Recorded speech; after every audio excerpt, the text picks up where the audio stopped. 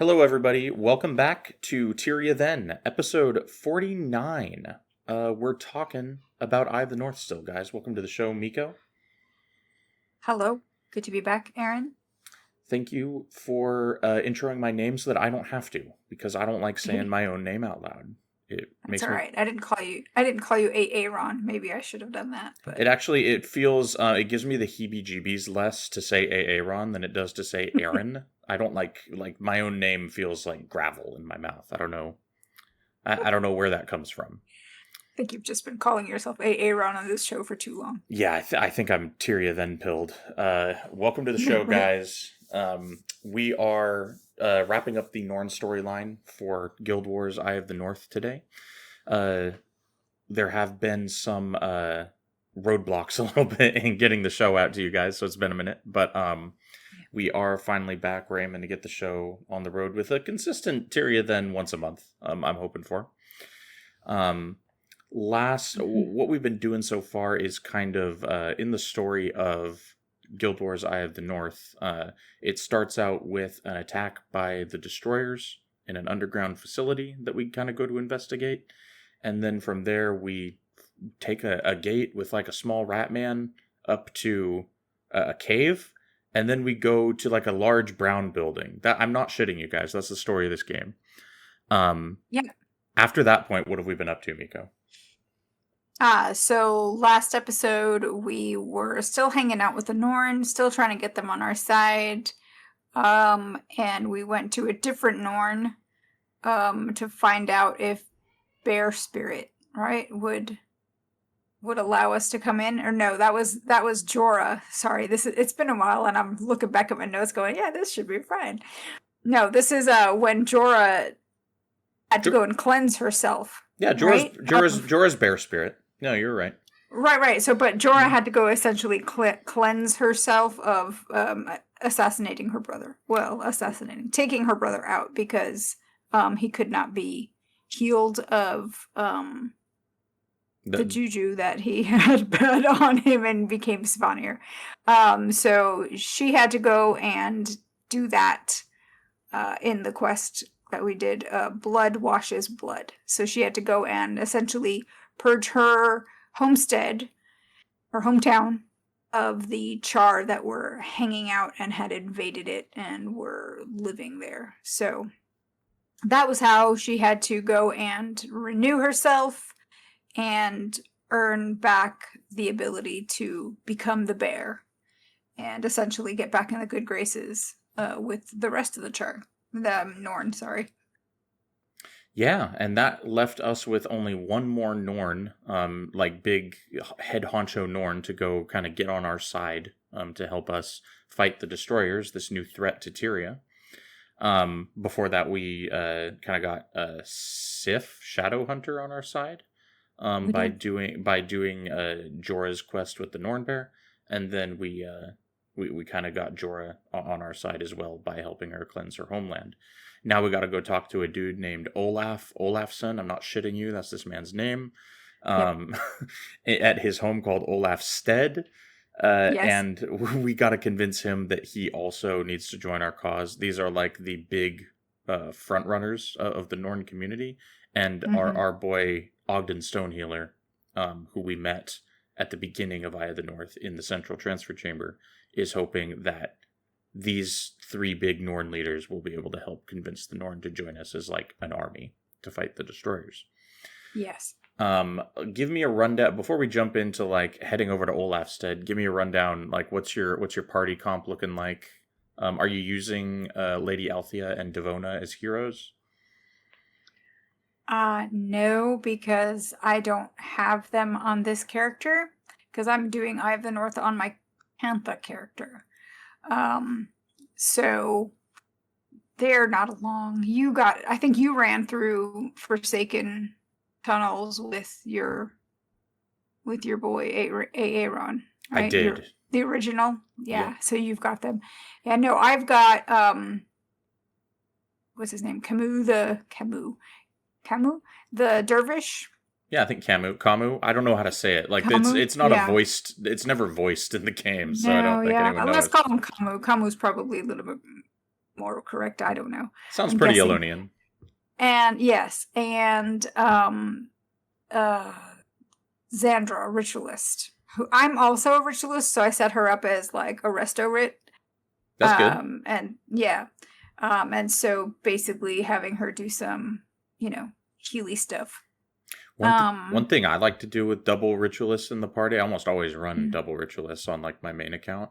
I do one of them Signet of Spirit Spammer for whatever Mm-hmm. attribute that's for, and then I do Signet of Ghostly Might Spirit Spammer for the other one, which is a completely different set of spirits and different attribute. I think it's like channeling versus Yeah. communing or something. I don't know that I've got those. That's interesting. I don't know that I have those skills, that skill itself unlocked. I'll have to look. I can't remember if I don't think I took soul twisting on her. But I'm toying with that idea. Soul twisting is big, huge. I Yeah. think it's a damage reduction. Like I couldn't recite what it does off the top of my head. I just know that I never leave home without it. Yeah. So you might see footage and she might have soul twisting on her bar, and again, it's I ran through this playthrough stuff for this episode a couple of weeks ago. And so my memory of her build is a little hazy right now. Understood. I do have both Devona and Lady Althea, the ghost of Lady Althea, in my party. If you want to hear about our experiences acquiring them, go check out our Forsaken Tunnels Impressions video. It should be the last video out on the channel before this one. Althea starts out at level 12, and Devona starts out at level 5, which is pretty brutal. How are they now? Yeah, so I have power leveled the living hell out of them just with this play session. Devona is now at 18, and Althea is level 20. Nice. Yeah, so like a couple hour long play session, and it pretty much fully shot them up. Good. I did do a couple extraneous things that I didn't have to do that got them a little bit more experience. But I had to flag Devona for the peaceful setting just so that she could not be dead and actually acquire experience. Right. And then I think we both did a little bit of side questing this episode as well. Yeah, I did a very little. Okay. Very, very little. I did like one. All right. We've got a fun episode ahead for you guys. You'll see in my footage, I tried going back to Hammer on my warrior for a little bit. What I'm finding with that build is the fights are over before I even get to use Earthshaker. So the main point of the build is not being achieved, so I have returned back to Axe. I also have 3 warriors in my party. I have myself, Jora, and Devona. So I thought it would be fitting, because Jora has a sword, right? And then Devona has a hammer, so it's only fitting that I use the axe. Right. My party is doing like prodigious amounts of damage right now because I only have 1 healer and everyone else is doing damage. 2 energy surge mesmers with Gwen and Althea. And then Vec is on like a thunderclap build. It's crazy. It's crazy over here in Gilder's party. Yeah. Yeah. We got Xandra as well, and she's on Signet of Spirits. So nice.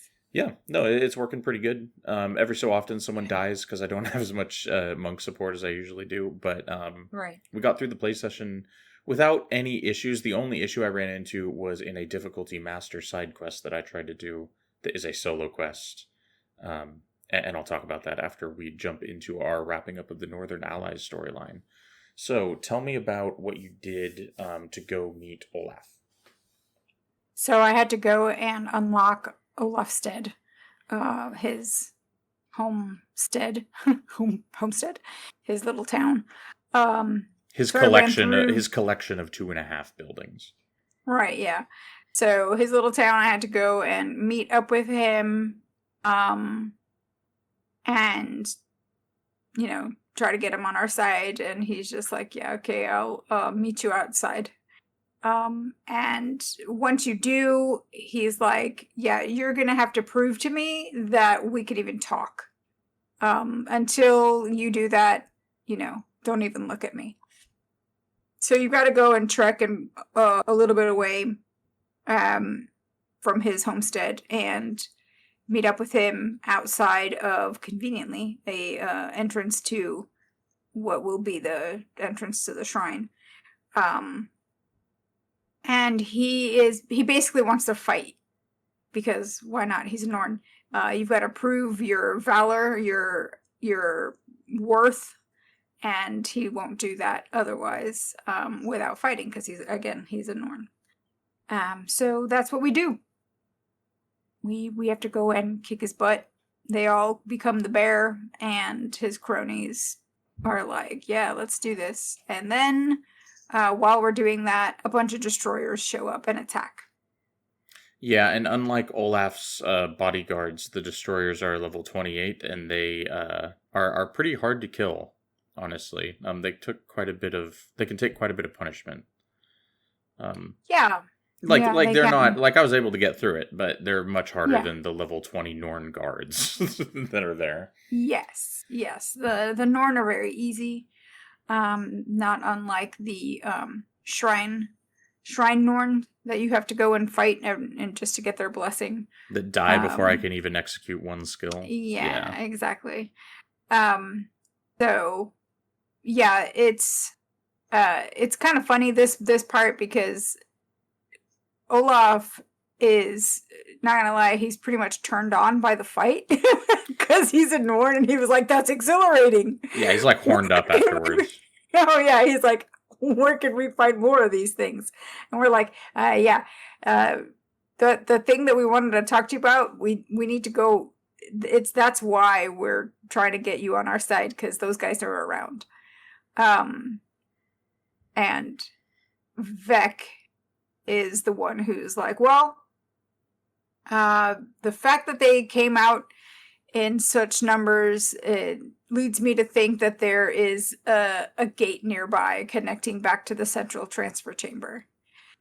So we convince Olaf and his buddies to go and come along with us to hunt destroyers, and he's all for that. Yeah, the whole thing is kind of an exercise in salesmanship, right? Yes. Ogden doesn't really understand how to communicate with the Norn, despite the fact that we've spent a lot of time with them. Right. Olaf is very obviously like, because we meet him at his little village, and it's like you said, Right. he's basically like, "Nice to meet you. Meet me at a dungeon entrance. Goodbye." Right. And then you go over there, and he immediately is like, I would like to fight you now. So we do that, and that paints a pretty clear picture of what this guy is interested in, what his goals are, right? What he thinks about.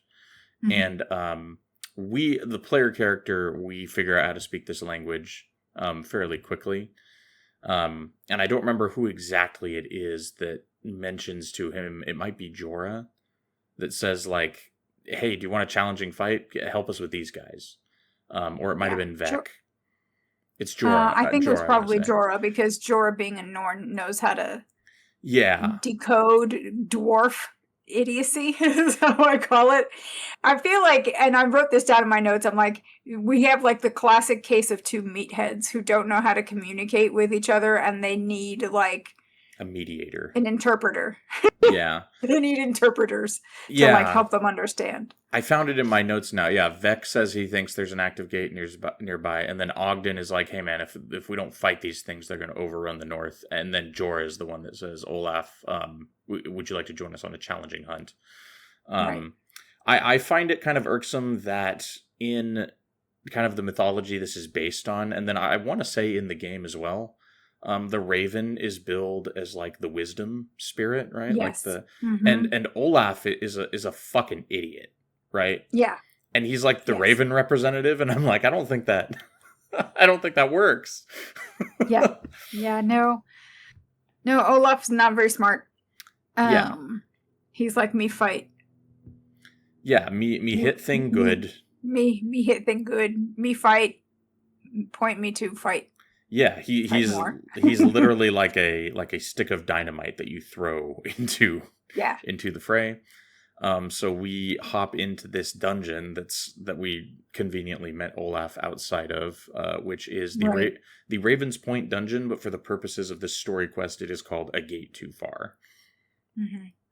And the first thing we got to do, of course, like the other two Norn like mission / quest thing is we got to go get the animal spirit for this one, which is ravens. We got to go find the raven shrine in the dungeon.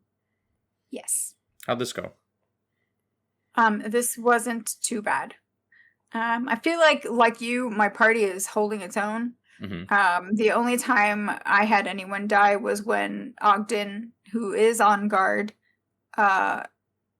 he just decides to go off in his own direction and try to heal random things or fight random things, and ends up getting himself killed.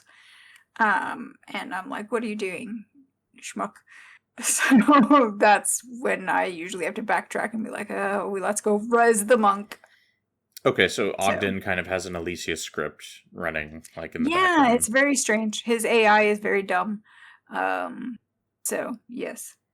Yeah, and then Sandra like would go and like try and res him, and then would be channeling a skill or something, and Yeah.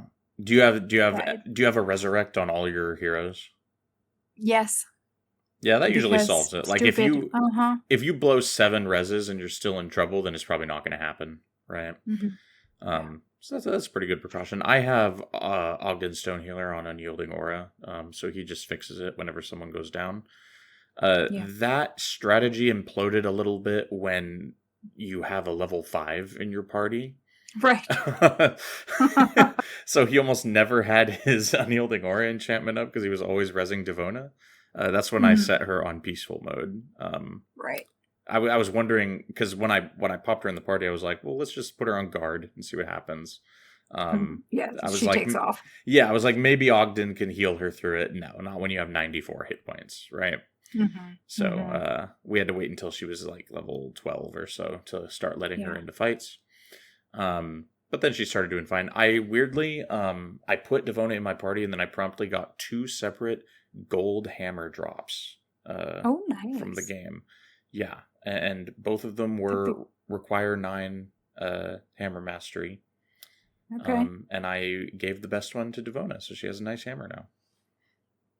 See that? You're rewarded for taking her along. Yeah, it wasn't too bad. When we get to this Raven Shrine, we do have to do like a really lame wave thing where destroyers spawn 2 at a time and like rush us. This is absurdly easy, and it takes too long. It does. It takes a really long time. Yeah, and I'm like, are we done? Oh, no, there's more coming. Slowly. Yeah. Because they don't move very fast. They plod towards you. We did do it. We haven't talked about destroyers so far, and I think we saw a couple in a cutscene at one point. I did like a little montage of destroyer JPEGs in the first episode. But there are several different kinds of destroyers there. I actually really like the name of each kind of destroyer, because the name alludes to like what they do and what their class is. Right. The warriors are like destroyer of flesh, destroyer of sinew, destroyer of bone. Flesh is swords, sinew is axes, and bone is hammer. And then the destroyers of thoughts are like the mesmers. The destroyer of deeds is specifically an interrupt ranger, which I think is a really clever naming convention. Yeah, that is a clever name. And then the destroyer of hordes is a barrage ranger, which is also a clever name allusion. I can't think of the other ones right now, but they all have names like that not only allude to their class, but like specifically what their elite skill does or what their build function does. And they all look really freaky and crazy. They look like something out of The Thing. Yes, for sure. They're really cool. I like the destroyers. Yeah, they've got a cool art. The only thing I hate about them is how tanky the warriors are. All destroyers are level 28, and the warriors kind of take a long time to kill. It's kind of obnoxious. And there's always I noticed that as well. Yeah, there's always a few of them. In this one, we get these things, after we get the Raven Blessing, that is, we get these things called Destroyer Tremors, which are like they kind of look like I want to say like earth elementals. Like a freshly dug up truffle. Yes. Like, it sounds crazy, but I'll stick a picture of one on the screen right now. Yeah, they do. They look like they look like a dug up truffle. Kind of look with like antennae. like an old beehive. Maybe. Yeah. They're really bizarre looking, but they do like a Mhm. knockdown when you get close to them that you're supposed to use the Raven skill to avoid, but I didn't bother with. Mhm. Did you use the Raven skill at all? I did. Hmm. Yeah, it's pretty good. How's that? Is it not bad? It's not bad. Okay. I I think I saw felt a like the skill on other, there that does like 90 damage or something. yeah. It you kind of have to be melee to like really get some usefulness out of the skill, which is fine. Um, I tried to be up with my, my melee class, and just relied on my party to keep me alive. But the skills there's like one that's like a good little like supporty shout or something like that, and then there's like a touch skill, so it was fine. Yeah, what I was finding was I was doing a lot more damage spamming my axe skills, and Mhm. activating the Raven Spirit to rush in and avoid the knockdown was actually taking longer to get back to my normal skill bar than if I just ate the Mhm. knockdown. Yeah. So I decided to just start eating the knockdown. Yeah. After we capture the Raven Shrine, Olaf finally agrees, like, "Hey, this is this is pretty cool," and so he wants to tag along with us just to fight more destroyers, and we're like, "Great, you do that." Um, Mhm. and then we kind of just follow. There's no quest marker in here. Instead, we follow the No. chain of clumps of destroyer tremors. Yeah, which Olaf is the one who tells us. Um, he tells us to just follow the destroyers, and that the gate isn't that far. See, he's And useful I'm for like, something. I was like, how do you know this? You didn't even know that these things were here, but Something. now you're telling us to just follow us. Okay, great. Yeah, now he's the expert. Yeah, Listen, he's a very great hunter, Miko. I Um, guess something it's the something instinct. yeah, something Raven Shrine something spirit buff. Uh, Yeah, I think that's what the story is here. yeah. Did you run into any chromatic drakes in here? No, because I followed the destroyers, and I think I by doing that, I avoided most of the other um enemies that are in there. Like I occasionally saw some vetirs, um, I still and don't know how to say it occasionally either. I don't, yeah, and some elementals. But for the most part, I was like, we don't need to fight you guys. You're kind of off, in a different direction. So yeah, I just ignored them. There are But I don't yeah, there remember are seeing some chromatic chromatic things. drakes in here. Kind of a new Okay. drake type. They're like white with like some blue. At least that's what I remember. I'll put a picture up of one. I think it was white and blue, probably like a light gray or something of Uh-huh. that nature. Yeah. I'm not really sure what they do. They die very quickly. But I do know that they do one thing because I ran into one of them having a 1v1 with a much higher level destroyer. Chromatic Drakes are level 20, destroyers are level 28. This Yeah. one was fighting one of the warrior destroyers, and I noticed the Chromatic Drake was winning, and I thought that was bizarre because it's much lower level. But Chromatic Drakes have a skill called Sliver Armor, which is a very Oh. famous elementalist skill in the game that basically means every time someone melee attacks you, they take X damage. Oh, Um, it sort of like throws it back yeah, in this a is a way. skill that we would use to farm Underworld back in the day. You'd load it up on an Nice. assassin with Shadow Form, pop them both, and nothing can touch you, and everything dies when they try to. Um, kind of a That's broken, great. yeah, kind of a broken skill combo, but I thought it was Mhm. hilarious running into this level 20 Drake, just absolutely owning the shit out of this this high level end game destroyer. So that was Yeah. funny. I did kill a Mhm. group of like 5 of them at one point, but I obliterated them. So Oh, that's um, good. yeah, and that's right around where when Althea hit level 20, because that's where it is in my bullet point notes. Nice. And we kind of fly through following the tremors to level 2. Level 2 is a like mirror maze level shiny ice cave. It's not a maze, but it's so shiny. It is very shiny. Not quite on the level of like Glint's lair, but it's kind of getting there. Yeah, it's much less of a sparkly and more of a Yeah. polished ice type of thing. It's cool. Yes. And yeah, it is cool. You'll run into several different areas like this up in Eye of the North. I remember that, and I was like, oh, it's one of these. Yeah, I remember that about the dungeons in Eye of the North. I don't know how many dungeons there are. I want to say there's like 15 or something, maybe 10.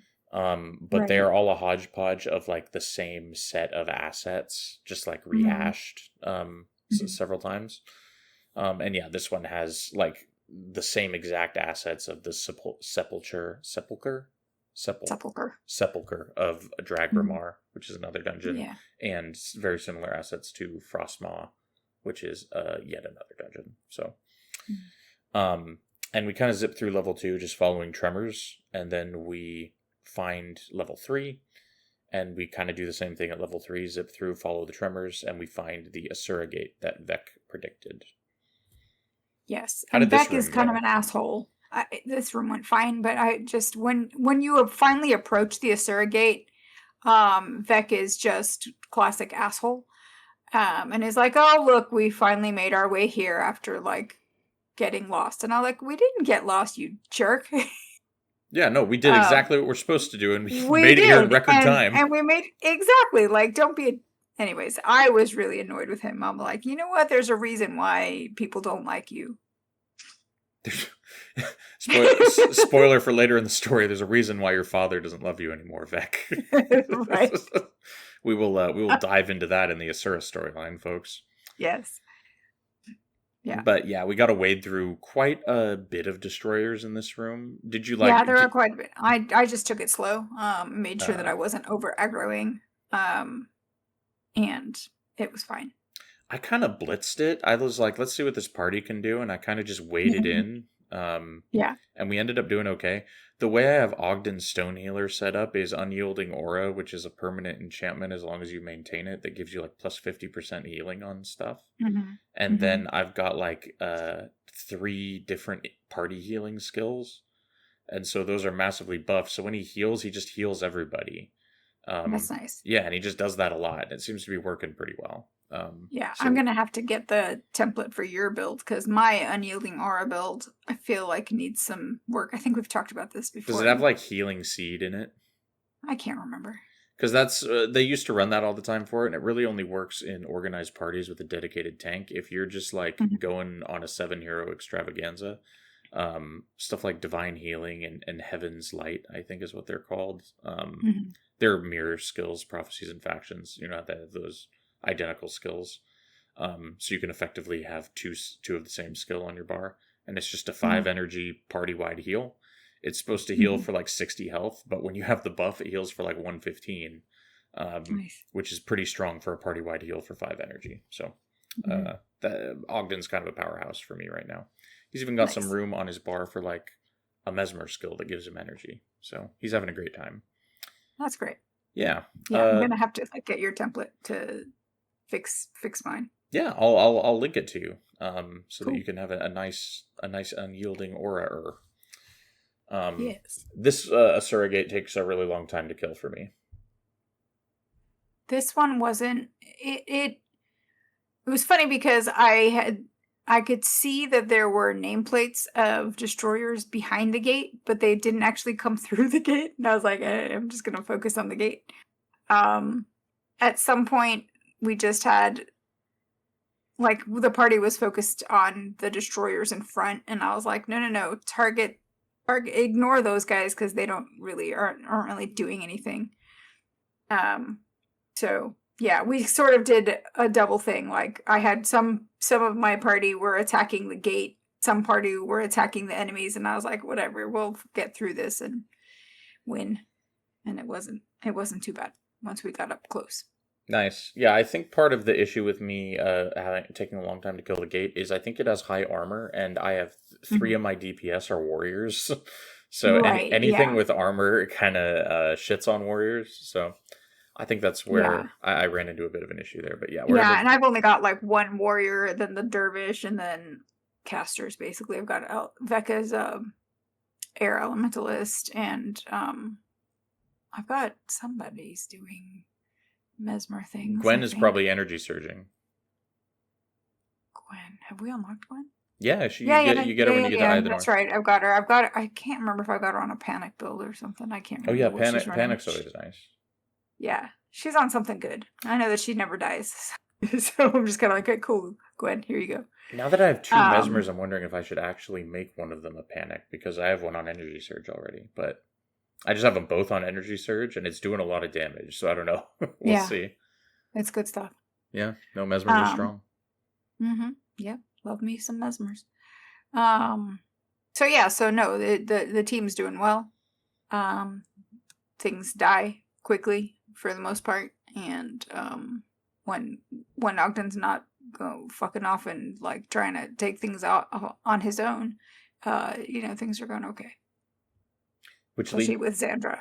Yeah. I'm so glad that I lucked out and got Xandra and was able to actually beat her in the Norn tournament, because having a ritualist on your team is a game changer. Yeah. There is a cutscene after we destroy the Surrogate. Yes. Olaf and Ogden.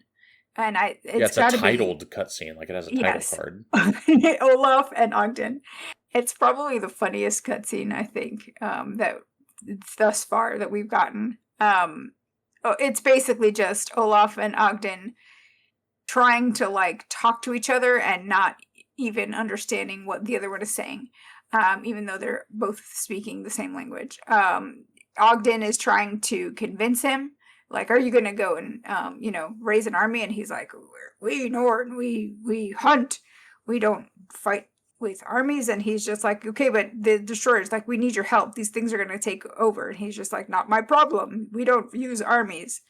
You want army? Go somewhere else. And Jora has to step in and explain to Olaf that what Ogden means by army is, will you join us in this hunt? Like, and he's just like, why, of course, I'll send a message to King Jealous Ironhammer. And I'm like, oh God, like, you guys are friends. Like, can you what?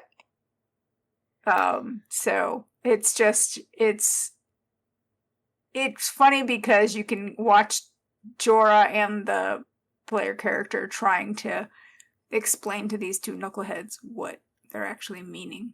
And I'm confused a little bit, because Olaf agreeing to the hunt, why is Olaf the one contacting King Jealous Ironhammer? Shouldn't Ogden be doing that? I know, that's what I said, and I'm like, why is he contacting your king? Like, seriously? It's it's like I don't know. It's so weird. It's like if you had an ambassador here, right?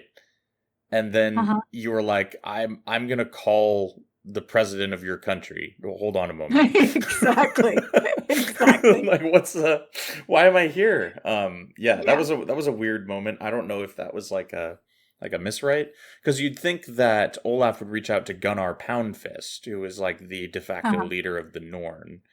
Right, but no, he's gonna contact Jealous.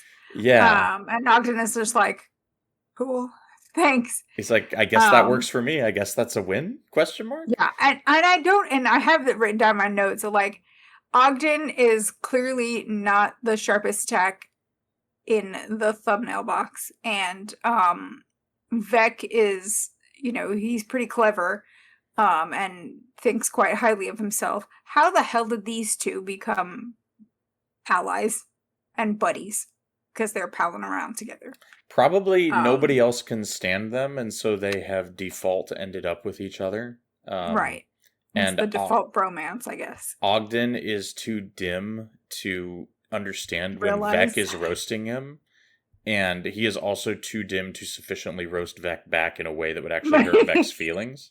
So they have developed a very bizarre, possibly toxic friendship situation. Yeah. I like that. What cracks me up is, spoiler alert, we do meet Ogden later on in the franchise. And I'm like, how you seem a lot smarter here than you did back in Eye of the North. What happened? Yeah, Ogden becomes like the leader of a scholarly organization later in this story. Which just doesn't seem, I don't know. Yes. I don't know if something happens in the course of what happens to the dwarves in Eye of the North that gets him there, but no, I don't. They get like I want to know how that happened. Like a +5 to intelligence or something. Something. Yeah. Something. And Olaf like summons a raven out of thin air to send this message to Jalis, which I Oh think my is gosh, funny. it's hilarious. Yeah, he just basically yells, right? Arr, he roars. Yeah, it's great. gets the gets the raven to like just show up, and I'm like, okay, yeah, this is good stuff. Yeah, and we as the player are kind of just like, okay, I guess that's the conclusion of the Norn storyline. I guess they are. That's right. I guess they are with us now. Right, right. Let's Shrug go of the focus on shoulder. someone else. Yeah, shrug of the Yeah, shoulders. Moving on now. right, exactly. It's a very interesting conclusion to the story.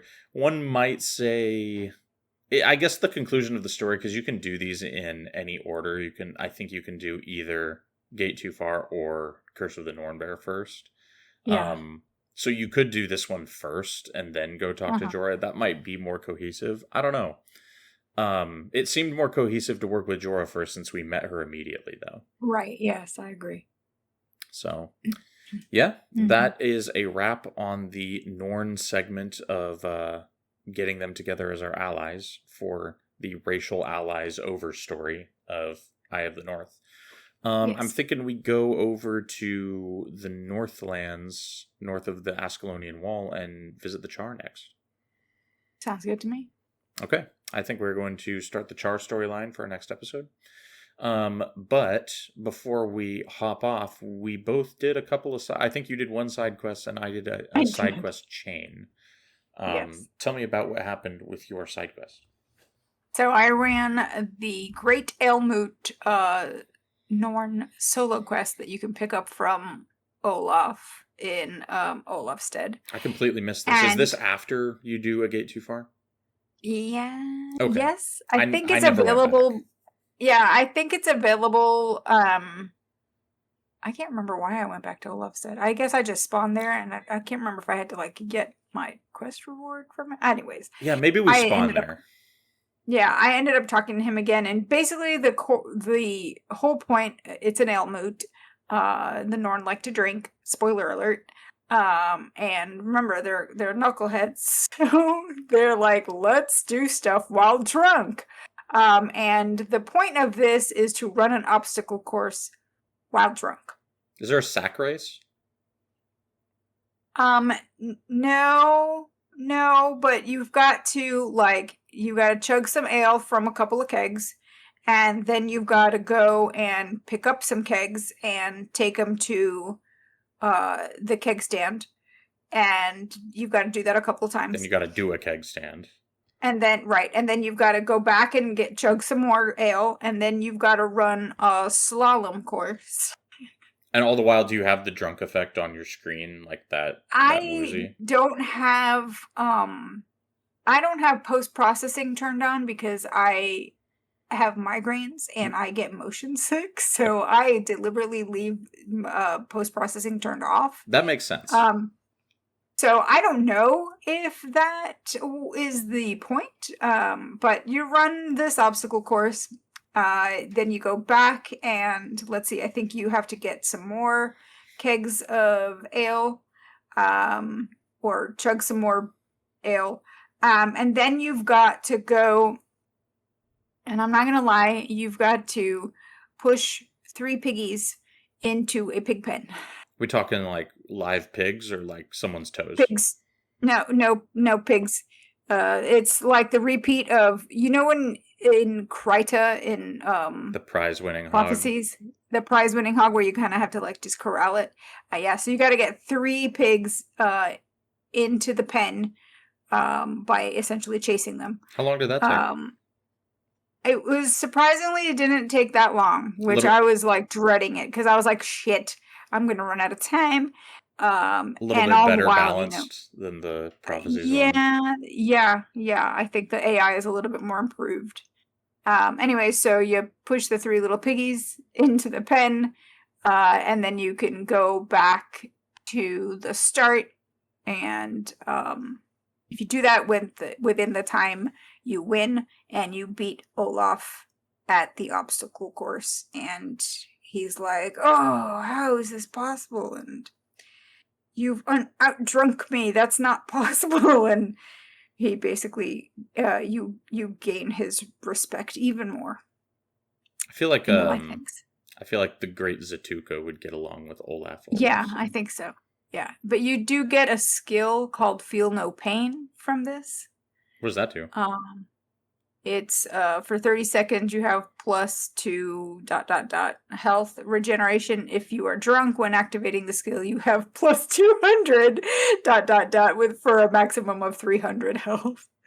Yeah, you're gonna have to start Additional. slamming like eggnogs while you're Apparently, out yes. adventuring around. Yeah. So you get some Norn reputation points out of this and like 15k experience. So, it's not too bad. And I think it's repeatable. But I might be wrong. Oh, okay. So you can like do that if you choose like this is the way I want to farm Norn reputation points. You can do that. Yeah, because a lot of these solo quests with the Norn, they are kind of repeatable. But yeah. Anyways, so yep. That was the Great Norn Elmut. It was not what I was expecting. Because I know the Norn Elmut like dynamic event from like Guild Wars 2. And I was like, oh, I wonder what this is about. And I was like, okay, this is different. This one sounds a little more engaging. I think in Guild Wars 2 you just like find beer and you put it in a basket or something. Something like that, yeah, I can't remember. And then you like have to defend the little village from a swarm of I forget what enemy. You got to do something with like an orange circle on your map. Yeah. Welcome to Guild Wars 2, guys. Yes. We'll explore that at a very, very later date. But you experienced some culture for your side quest. You went to Epcot. You went to the Norn section. I did, yes, and I got to experience the Elmut, which was they've got sports. All right. I did a whole quest chain. Did here being a figurative term because I did not finish it. Yeah, are you guys seeing a pattern in these solo master quests and being a warrior yet? Because I am. So this was a difficulty master? So it is a quest chain that ends with a difficulty master solo quest. Oh, no. So I decided that I would try my hand at the Worthy Deeds Done Dirt Cheap quest chain. Oh. Yes. Yes. I'm doing the AC/DC quest. Uh-huh. The main reason for this is if you can finish this quest chain, you get a skill called I Am Unstoppable, which is a shout that adds armor and makes you immune to knockdowns for like 25 seconds. It's really good. It's a absurdly good skill. And I was like, I would like that if I could just get this done. So the first quest, these are all from Sif, Shadowhunter in Sif Hala. The first one is Worthy Deeds, parentheses, Done Dirt Cheap. This is an AC/DC reference. You need to kill 3 bosses. And the whole premise of this is Sif is like, hey, dude, you need to prove your legend, right? So her first challenge is to, like, hey, look at these wanted posters behind me. Kill these dudes. So the first 3 are all in the Drakkar Lake explorable area. They are Korin Wildrunner, the Centaur, Miesh, Lady of the Lake, a Djinn, and Nolfastu Earthbound, a Vetir. Okay. So I go and kill Korin. He's easy. He's like right outside the portal. He's just like running around. He's just a centaur. It's fine. Miesh, Lady of the Lake, is a boss I'm familiar with because she is a frequent bounty, like a Zacian bounty, I want to say. So I know beforehand that her Djinn minions, there's like 20 of them, patrol the lake around her, and you need to pull them to the lakeside and finish them off group by group before you engage her. Otherwise, you will get swarmed and die. So I spend like 20 minutes doing that. Easy. This is right around the time where I realized that Devona cannot be at the front of the party. And then Nolfastu Earthbound is kind of an interesting boss. There is a rabbit in this map that you can kind of follow down a rabbit hole, quote unquote. Have you done this before? Yeah, I think so. Yeah. It's a huge trap. When you get to the bottom, like 100 Vetirs spawn. They're like level 15, but there's way too many of them, right? So I, of course, being a veteran player, I flag my party at the top and I just go in by myself, right? I'm like, worst case, I die. And then we'll just like I'll flag them in and either they hack it or we respawn, whatever. Sure. I actually managed to pop all the Vetirs and run out successfully using Endure Pain to give myself some extra health. So then we just like slowly work our way down this little spiral hill, killing Vetirs, and we take out Nilfastu. It takes like 10 minutes. It's a fun time. Got that quest done. Easy. I do it, and Sif, as I turn it into Sif, she's like, okay, that's cool, but you still ain't shit. And so she gives me a follow-up quest called Anything You Can Do, in reference to the term Anything You Can Do, I Can Do Better. I can do better, right? And she challenged me. She's like, see those other 3 names up there? You need to get those other 3 names taken care of. These other 3 names are Avar the Fallen, Whiteout, and the Fragment of Antiquities, which is an incredible name for a boss. Yeah, it is. The Fragment of Antiquities is a mini-boss in the Sepulchre of Dragramar dungeon. Sepulchre of Dragramar, another amazing name for anything, honestly. Yes. Yeah, that whole dungeon is like slapping in terms of names. So luckily the Fragment of Antiquities is on the first floor of that dungeon, so it's not too bad. I do Avar the Fallen and Whiteout first, though, because they are both in the same section of Joggamarain up in the very north. So Whiteout is a big, those, they kind of look like the turtles from Mario. Yes. The icy Shardstorm Crag guys. Whiteout is like the big bad version of these, and you have to go up a little hill. And as I'm going up this hill, I start hearing like this rumbling noise, and I'm like, "What the hell? What the hell?"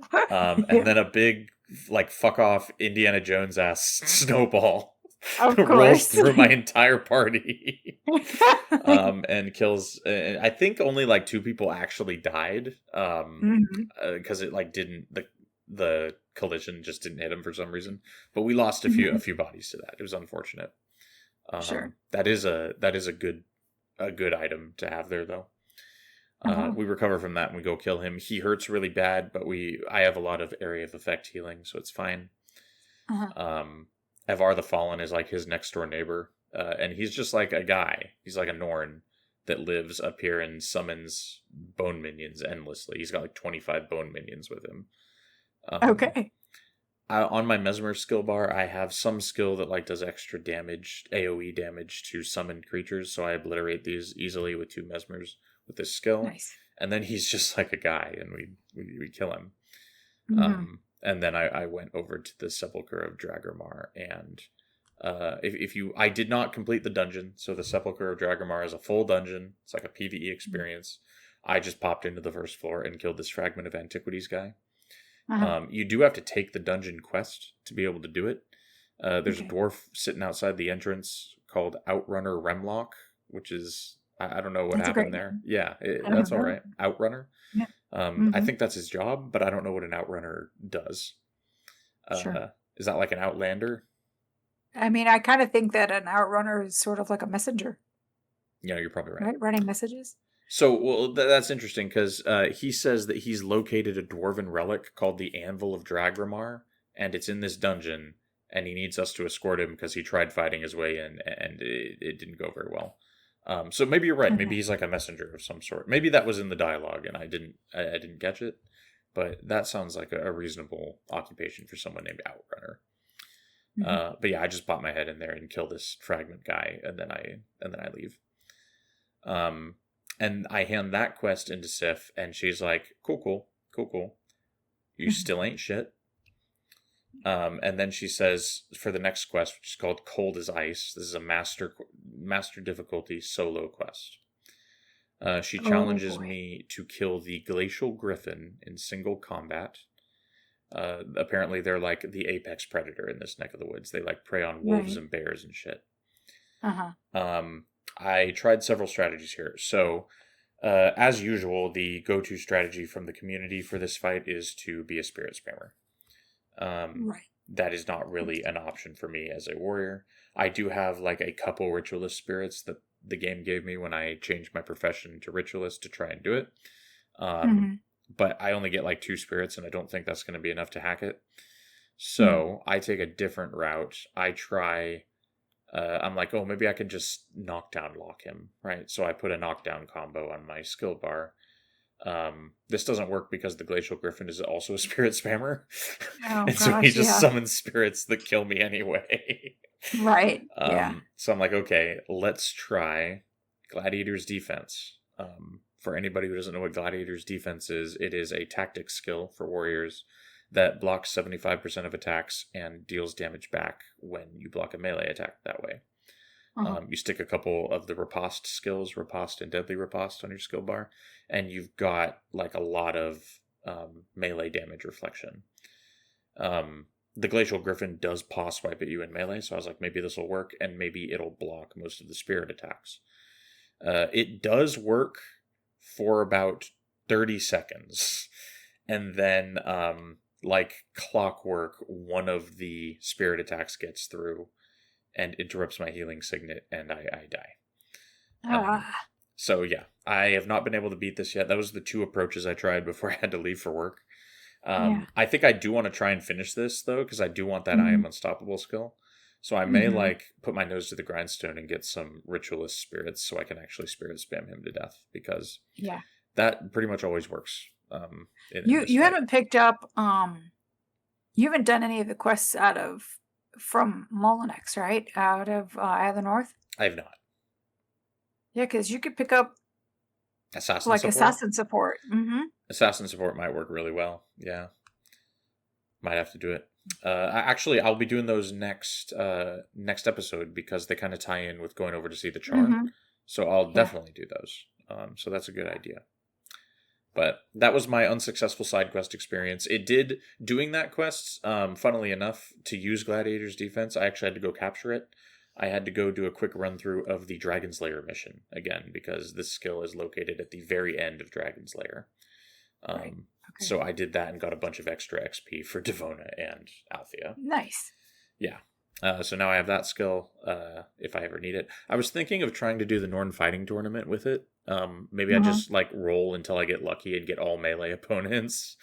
I don't know. I might do that, because getting at least one win on these solo quests under my belt would be a big boost to my morale. So yeah, we'll see if that happens next episode. All right. But that was my side quest experience for this episode. Did you do anything else fun this episode? No. I ran around and got drunk with the Norn. That was it. That's a good time. I mean, it was fun. I met a guy named... bizarre, but it was fun. Yeah, I met a guy named Hildir who wants 100 glacial stones in exchange for an item called glacial gauntlets. Hey. Yeah, it's one of the like unique item collectors they added for Eye of the North to kind of give people something to grind for it, like endgame.